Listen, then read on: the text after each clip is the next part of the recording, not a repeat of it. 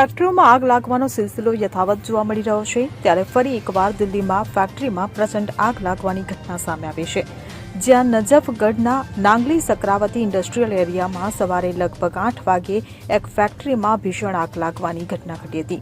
ત્યારે આ ઘટના અંગે ફાયર વિભાગને જાણ કરાતા ફાયર વિભાગનો કાફલો 5 ગાડીઓ સાથે ઘટના સ્થળે આવી પહોંચ્યો હતો અને ભારે જહેમત બાદ આગ પર કાબુ મેળવાયો હતો. ત્યારે દિલ્હી ફાયર સર્વિસ દ્વારા આપવામાં આવેલી માહિતી મુજબ આ ઘટનામાં 4 કામદારોને ગંભીર ઈજા પહોંચી હતી, જેમને સારવાર માટે હોસ્પિટલ ખાતે ખસેડવામાં આવ્યા હતા.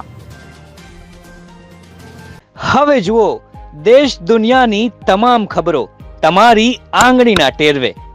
ઉઠાવો મોબાઈલ અને ગૂગલ પ્લે સ્ટોર પરથી ડાઉનલોડ કરો અમારી CN24 ન્યૂઝ મોબાઈલ એપ.